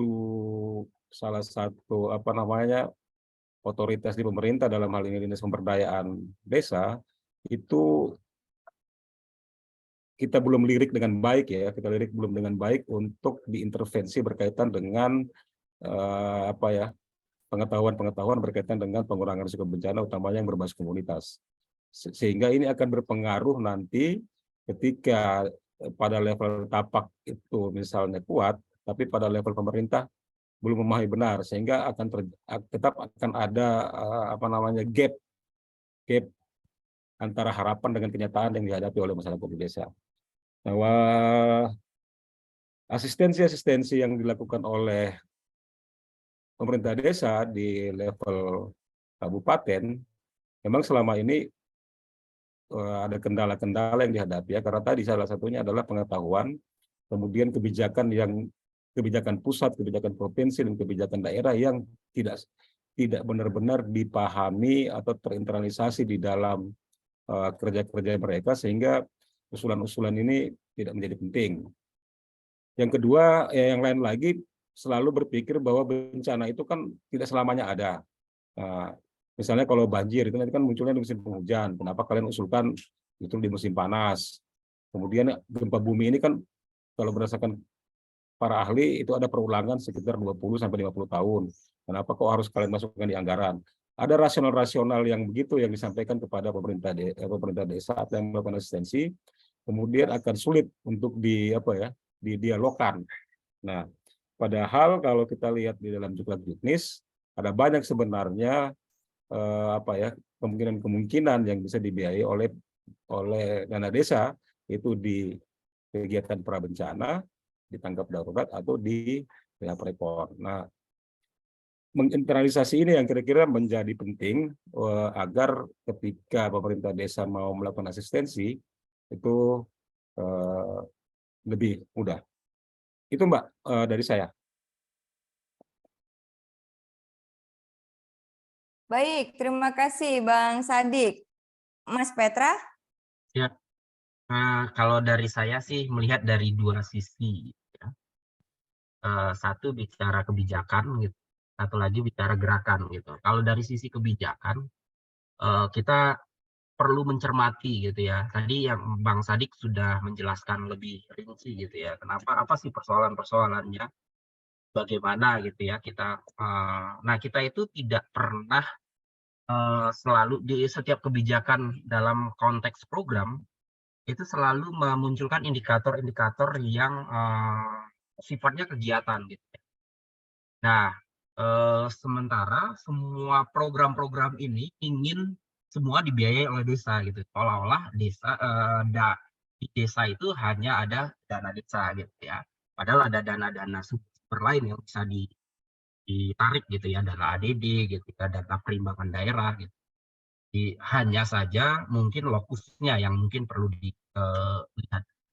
Nah, kalau saya cermati sehingga banyak kebijakan-kebijakan yang muncul kenapa tidak nyambung dalam program-program berbasis desa, itu lebih sifatnya sangat operasional, sangat programatik gitu ya. Jadi ketika ada program A begini caranya, ini yang harus dilakukan gitu ya. Indikator capaiannya itu adalah indikator kegiatan, kan pada level output atau bahkan outcome gitu ya. Atau ada yang levelnya outcome tapi tidak ada indikator kegiatannya. Jadi tercampur. Sementara di dalam tadi Permendes itu kan sifatnya arahan gitu ya ke desa gitu ya. Tapi tetap aja dalam pengelolaan keuangan itu kan menggunakan dana peraturan Menteri Dalam Negeri gitu ya. Tentang kodifikasi, nomenklatur, program. Nah, kita harus menyesuaikan dalam ranah perencanaan gitu ya, perencanaan dalam arti ini di desa. Karena kalau turunannya sampai program gitu, kita mau sebut program bencana apapun gitu, pasti tidak akan diterima di desa karena tidak sesuai dengan nomenklaturnya. Kadang-kadang nomenklatur yang ada di dana desa itu cukup terbatas sehingga kita perlu improvisasi gitu ya. Mana kalau di perubahan iklim kan orang melakukan budget tagging gitu ya. Mana program-program yang bisa mensasar pada urusan untuk mengurangi kerentanan kapasitas atau resiko gitu. Karena kalau kita sampai ke level programatik gitu ya, bahasa atau nama program itu udah tidak bisa diganggu gugat gitu. Hanya yang bisa kita usulkan adalah bagaimana indikator kinerjanya itu berkontribusi pada pengurangan risiko bencana. Tapi kalau programnya itu udah given gitu. Nah, ini yang kendala di desa yang seringkali kenapa tadi disampaikan tidak ada kebijakannya karena tidak ada di nomenklatur. Itu satu. Nah, kalau di sisi gerakan gitu ya, saya sepakat tadi bagaimana pelokalan ini jadi movement. Saya menemukan itu ketika proses-prosesnya terjadi ketika ada musuh bersama gitu ya. Musuh bersama dalam arti ini masyarakat berpotensi terdampak resiko. Saya ingat betul gitu ya, 2 amar putusan yang ketika saya jadi saksi ahli di beberapa wilayah gitu ya, di Kendeng kemudian di Manggarai Timur gitu. Itu hakim itu cukup mencermati gitu ya. Bagaimana masyarakat melihat, karena yang gugat kan masyarakat melihat risiko atas dampak perubahan-perubahan lahan yang bermuara pada bencana gitu ya. Tapi sisi risiko yang dinilai itu bukan pada sisi ketika terjadi bencana apa yang harus kita siapkan, bagaimana kita menyelamatkan diri, tapi bagaimana hilir ke hulunya itu ditangani gitu ya, konflik sosialnya, kondisi ekonomi masyarakat, aset penghidupannya gitu ya yang terdampak. Sehingga dalam konteks gerakan pelokalan ini cukup sukses gitu ya ketika ada musuh bersama. Kalau kita lihat isu-isu Kendeng gitu, mereka juga menghadapi hal-hal yang dampak perubahan iklim, dampak bencana banjir tiap tahun gitu ya, karena eksploitasi gitu. Terus kasus Wadas juga seperti yang sekarang di kasus Manggarai Timur itu kan Manggarai Raya itu tahun 2017 kan gerakan masyarakat gitu ya untuk melindungi wilayahnya dari eksploitasi besar-besaran, kalau tidak salah Mangan atau apa gitu ya, dan sekarang berulang lagi gitu. Dan gerakan itu muncul secara kolektif atas kesadaran terhadap risiko bencana yang dihadapi. Sehingga ketika program-program masuk, saya ingat dulu ketika diskusi, jadi ada 2 sisi. Ketika kita masuk pada gerakan-gerakan yang sifatnya tumbuh dari masyarakat, itu program apapun masuk di sana itu tidak akan pasti akan mental gitu ya. Karena apa? karena spiritnya berbeda. Tapi ketika daerah-daerah yang konteksnya, kalau di diskusi kita kan banyak arahnya kan kepada program ya, makanya di apa tadi peta jalan tadi itu bagaimana ya, tapi pemaknaan desa tangguh itu tidak dimaknai pada pemaknaan program di sana gitu, tapi bagaimana ketangguhan desa itu benar-benar kan oleh kontribusi berbagai pihak, sehingga kalau di sisi kebijakan, selama kebijakan itu kemudian sifatnya hanya operasional, kalau orang Kemendagri bilang kami itu kandungnya gitu, karena kan mengikuti ini ya, pemerintah daerah kan mengikuti Kemendagri, kami ibu kandungnya, tapi kami tidak punya uang gitu. Sementara kementerian lembaga teknis itu punya program, punya uang gitu, sehingga kebijakannya mengikuti kebijakan Kemendagri, tapi operasionalnya mengikuti kebijakan-kebijakan operasional. Makanya tadi di slide saya melihat ada dua sisi gitu, bagaimana kebijakan yang operasional ini berkontribusi pada capaian-capaian eviden-eviden yang dapat menguatkan. Gap di tengah-tengahnya apa? Kebijakan di level daerah gitu ya, data dan informasi, terus bagaimana konektivitas program. Nah, sekarang pertanyaan besarnya kan sudah berapa lama program pemberdayaan masyarakat dilakukan, di mana saja gitu ya. Kemudian berapa besar dana yang dimunculkan, berapa wilayah yang sudah tercover, dan berapa. Nah, ini jadi pertanyaan kritis kita bersama sebenarnya yang saya sampaikan tadi. Ayo kita bareng-bareng gitu mencermati sehingga peta jalan kita ke depan itu mengarah pada sesuatu yang tangible dan terukur gitu.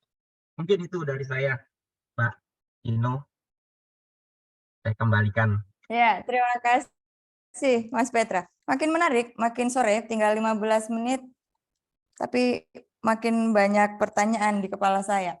Saya mau balik lagi ke chat box ya. Ada Kak Robinyong tentang PRB di daerah-daerah. Dalam hal ini DPBD dan PMK desa, kabupaten, kota itu belum ada sinergitas pencegahan dan termitigas di lapangan. Maksudnya ini apa nih? Contoh bencana abrasi, bencana longsor atau banjir, nanti sudah terjadi bencana baru kaget. Padahal dalam regulasi penyusunan anggaran versi pemerintah kota, budget untuk bencana itu sudah ada gitu. Merefleksikan apa yang disampaikan Kak Robi di sini, sebenarnya kalau ngomong isu pelokalan ini tapi tolong saya dikoreksi kalau saya salah gitu ya. Sebenarnya yang mesti ngobrolin ini rame-rame sih kalau menurutku ya. Iya nggak sih?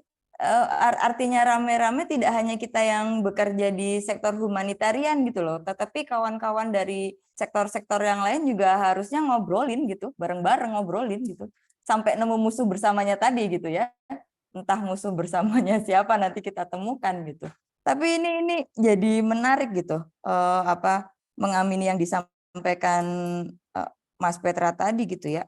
Ini tuh harusnya kontribusi berbagai pihak ngobrolin ini gitu. Nah, kira-kira nih untuk karena nggak ada yang nanya, soalnya nggak ada yang raise hand gitu, jadi saya aja yang nanya.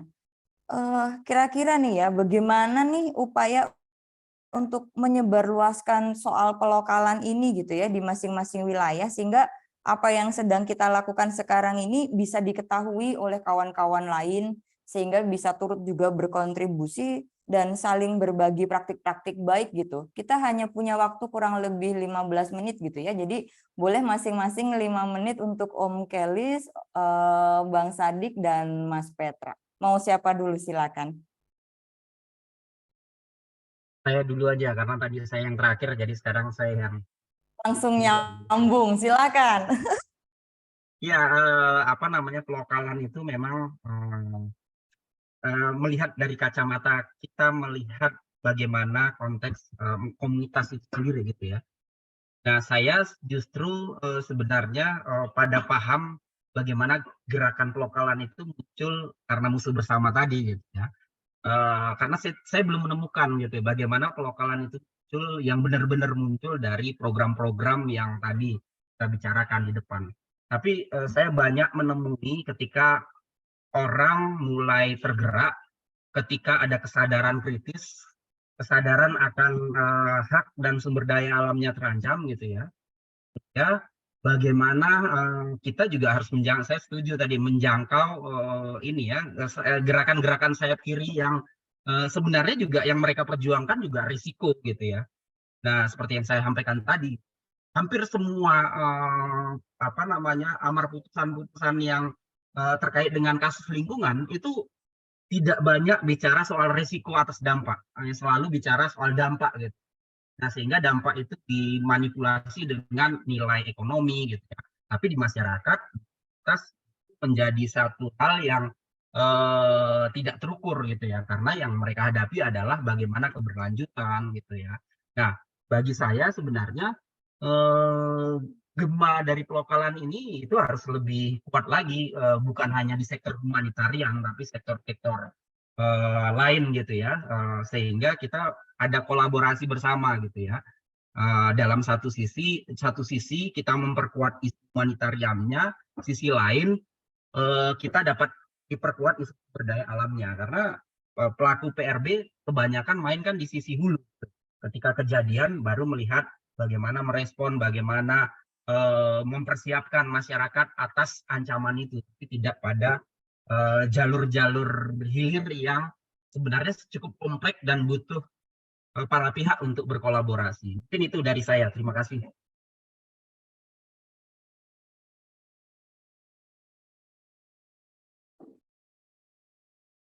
Lanjut, silakan. Mau Om Kelis atau oh sebentar. Tapi kita dengar dulu suaranya apa Kak Robi ya, boleh ya Om Kelis dan Bang Sadik ya. Silakan. Kak Robi. Kak Robi.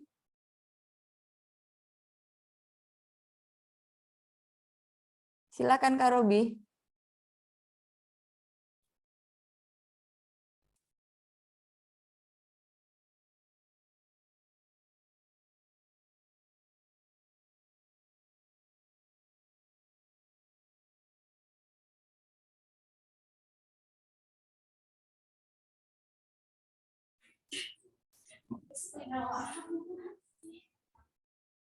Lanjut ke Mas Sadik dulu aja, Mbak. Oke. Oh, itu sudah. Pak Robinya. Silakan Pak Robi.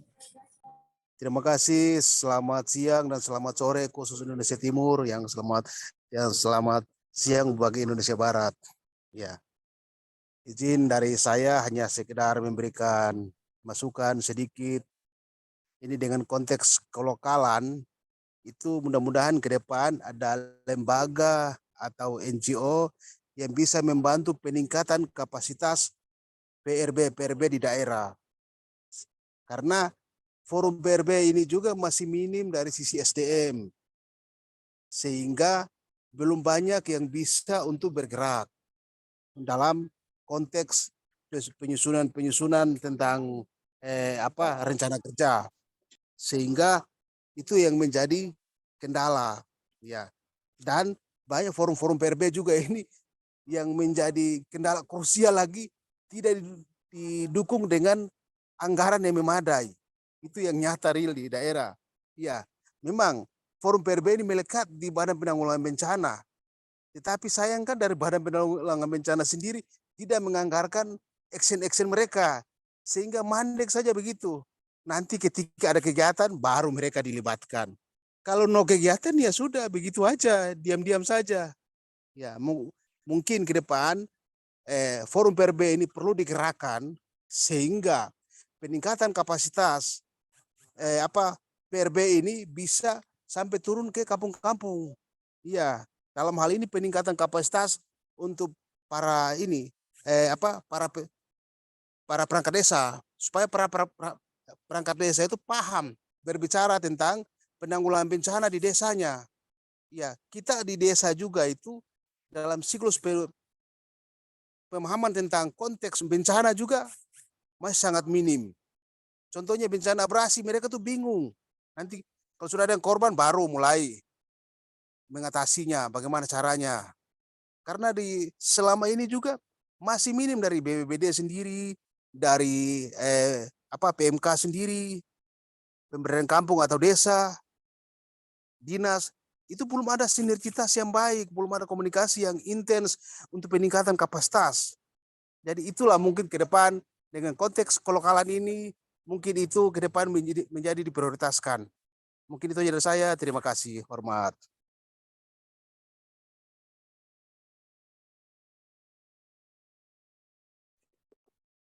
Oke, terima kasih.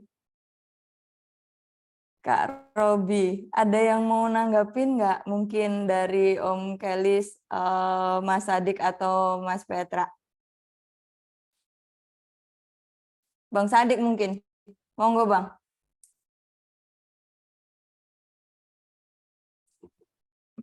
Baik, makasih Mbak.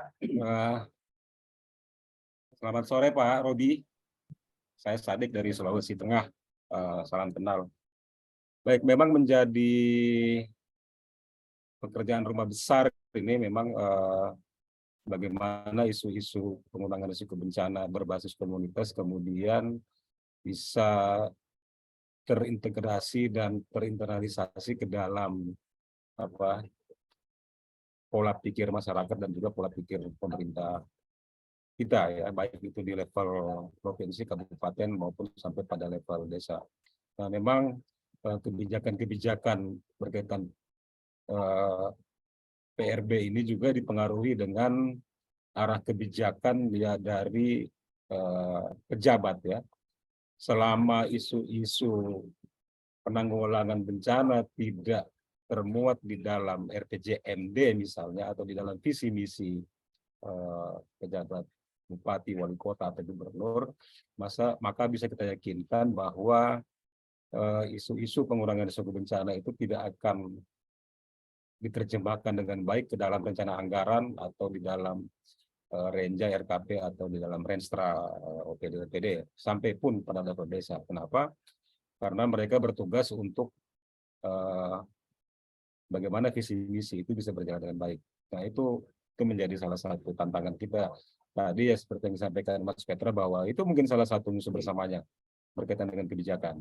Ya. Bagaimana caranya itu ya? Salah satunya tadi bagaimana melihat peluang-peluang yang ada.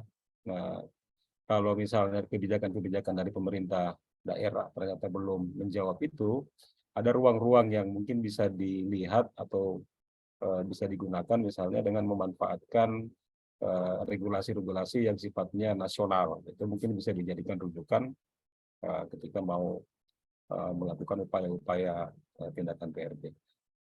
Mungkin itu Mbak dari saya singkat saja.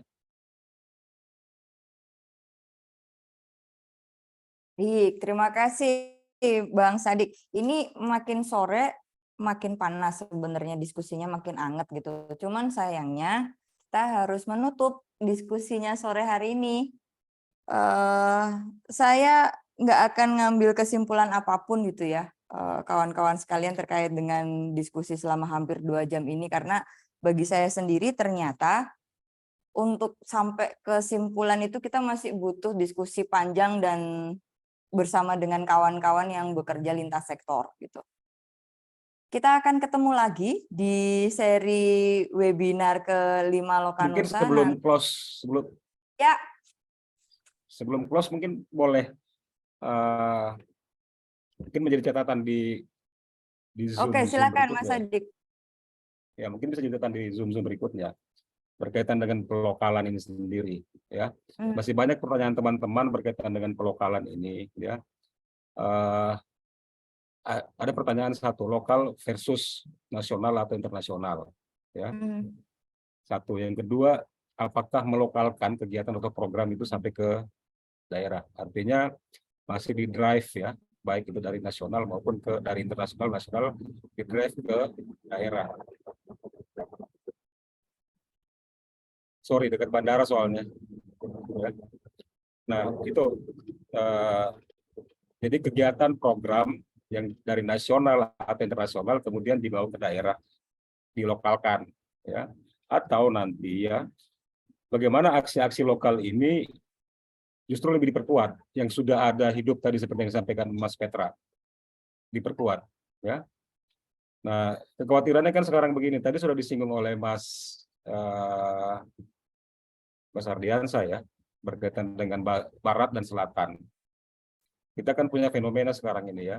Misalnya gini, lembaga telur ayam internasional, kemudian menjadi lembaga telur ayam Indonesia. Nantinya ini kan akan bersaing antar lembaga lokal dan juga lembaga yang ada di Indonesia. Nah, itu kira-kira beberapa catatan-catatan penting, sehingga menurut saya, kalaupun nanti misalnya melakukan pelokalan, ada banyak hal yang harus diperkuat, misalnya gagasan-gagasan, ya, bagaimana jaringan-jaringan, kemudian instrumen-instrumen, sehingga mampu nanti bersaing dengan lembaga atau unsur-unsur yang lain. Saya kira itu dari saya, Mbak. Catatan-catatan saja terakhir. Oke. Ini Om Kelly sudah, tepuk tangan. Tak pikir raise hand, tapi ternyata tepuk tangan. Baik, terima kasih Bang Sadik. Sebelum saya tutup gitu, kayaknya perlu saya memanggil, Om Kelly raise hand. Oke, silakan Om. Oke, Mbak, suara saya bisa kedengaran? Masih aman. Masih kedengaran Om Kelly. Oke, siap. Untuk terkait dengan bagaimana kita mendorong isu pelokalan di daerah ke depan, memang yang terpenting itu tidak saja kita memanfaatkan media lokal, tetapi media sosial, tetapi juga mungkin akan lebih banyak berdiskusi menggunakan media-media komunikasi lokal seperti teman-teman AJI, jurnalis, itu juga bisa kita ajak untuk berdiskusi sebagai penyebar luas informasi. Begitu juga mungkin kita bisa lakukan audiens bersama-sama melalui RRI untuk menyebarluaskan informasi ke depan. Entah nanti desain konsepnya seperti apa untuk bagaimana mencari teman-teman komunitas lokal untuk terlibat secara aktif, atau ini bersifat ajakan untuk mereka bergabung, baik melalui media-media resmi atau secara informal maupun non-formal. Baik itu menggunakan kelembagaan, kita coba untuk melakukan pendekatan-pendekatan tersebut untuk isu pelokalan ini bisa sampai ke semua orang dan mereka bisa tertarik untuk mau ikut bergabung bersama-sama dalam membangun peta jalan di setiap pelokalan masing-masing, terutama untuk Provinsi Papua. Dari saya seperti itu, Mbak, untuk terkait dengan isu pelokalan ke depan. Ke depan itu yang akan kita dorong untuk penyebarluasan informasi dan juga mengajak akan lebih banyak lagi teman-teman lokal terlibat secara aktif untuk membangun peta jalan bersama dari lokal menuju ke nasional. Thank you. Oke, baik. Terima kasih Om Kelis. Terakhir, satu lagi. Saya kayaknya perlu mengundang Om Anggoro ini untuk merespon Bang Sadik tadi. Nggak lama ya, Om? Aduh, sebenarnya saya sepakat. Selamat sore Bang Sadik, Om Kelis, dan juga Mas Petra, serta teman-teman semua. Terkait dengan sebenarnya upaya untuk yang dilakukan oleh teman-teman di Lokanusa ini, kurang lebih Bang Sadik itu selaras dengan yang disampaikan Bang Sadik dan juga Om Kelis, serta yang Mas Petra ini sampaikan ya, bagaimana sebenarnya pelokalan kalau di ranah isu-isu yang berkaitan dengan pembangunan dimulai dari daerah itu sudah berlangsung sejak lama. Tetapi berbicara terkait dengan kemanusiaan itu kan berada pada situasi krisis. Dan itu krisis bencana yang selalu kemudian memunculkan aktor internasional kemudian berhadapan dengan nasional ataupun lokal begitu. Dan bagaimana kemudian tadi disampaikan Mas Samsul bahwa isu terkait dengan pelokalan dari utara kemudian selatan negara-negara utara yang karena ada satu hal yang kemudian berbalik begitu, seharusnya selatan juga memiliki upaya untuk pelokalan seperti apa yang bisa ditawarkan. Saya sepakat dengan yang disampaikan tadi Bang Sadik soal bahwa harusnya kita bisa memulai dari wilayah lokal yang ada di Indonesia ya. Kita tahu Indonesia itu negara kepulauan dan kemudian banyak provinsi, daerah, kabupaten, kota yang masing-masing memiliki potensi lokal tentu saja untuk bagaimana berkiprah terkait dengan kemanusiaan yang membungkus semua gerakan baik isu-isu apa istilahnya pembangunan ataupun isu lingkungan dan sebagainya itu terkait dengan soal kemanusiaan. Di mana ketika terjadi suatu bencana, baik dia itu lembaga yang tadinya memang bergerak di isu bencana ataupun yang tidak, dia akan turut merespon itu memberikan bantuan karena rasa kemanusiaan yang muncul. Mungkin itulah yang kenapa Lokanusa ini salah satu serial yang kita lakukan di diskusi yang keempat ini untuk kemudian mengumpulkan semua hal itu dan kemudian kita membungkusnya menjadi satu persepsi yang sama. Bang Sadik, saya sepakat. Apakah kegiatan di lokal-lokal yang di daerah itu akan kemudian dibawa naik menjadi satu hal yang kemudian bisa dimunculkan sebagai sebuah gerakan pelokalan di tingkat nasional, ataukah kemudian yang di nasional juga ada upaya-upaya yang sudah dilakukan dan akan dipertemukan dengan yang ada dari daerah untuk kemudian kita rumuskan bersama seperti apa. Dan memang ini masih jangka panjang begitu teman-teman, sehingga harapannya teman-teman bisa menyebarluaskan semakin banyak teman juga yang memiliki ide isu. Bahkan kalau memungkinkan, saya sepakat dengan Om Kelis, mau membuat kegiatan diskusi soal pelokalan di daerah, mari kita sama-sama. Kami juga akan senang dan senang hati untuk membantu. Kalau memang kemudian tidak bisa offline, tapi teman-teman daerah bisa offline, ya kemudian kita juga bisa melalui hybrid begitu ya. Teman-teman yang offline, kemudian yang lainnya juga bisa melalui online, sehingga bisa semakin cepat itu akan memunculkan satu kesamaan persepsi tadi.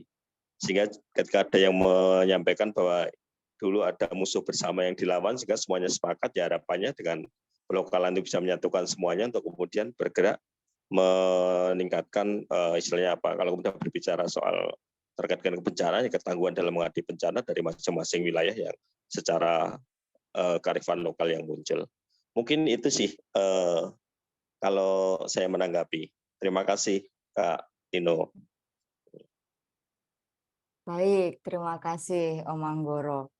Kiranya segitu dulu cukup ya. Banyak hal, banyak yang harus direfleksikan bersama, utamanya mungkin kami yang hari-hari lagi intens-intensnya di dapur Lokanusa gitu. Sebelum saya akhiri, boleh minta tolong untuk dibuka kameranya karena kita mau foto bersama.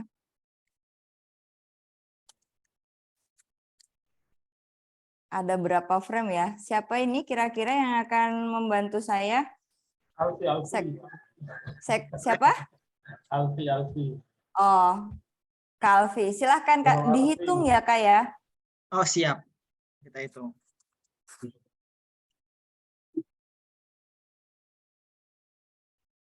Sudah skincarean semuanya biar terlihat cerah. Ada berapa frame ini kita punya? Satu, cukup satu. Satu aja. Dua dong, di tempatku dua. Oh di tempatku satu. Oke. Berarti laptopnya Kak Tino. Gede layarnya gede layarnya. Silakan. Oke teman-teman. Ada Kang Ede. Oh belum. Oke. 1, 2, 3. Lagi 1, 2, 3. Oke, sudah teman-teman.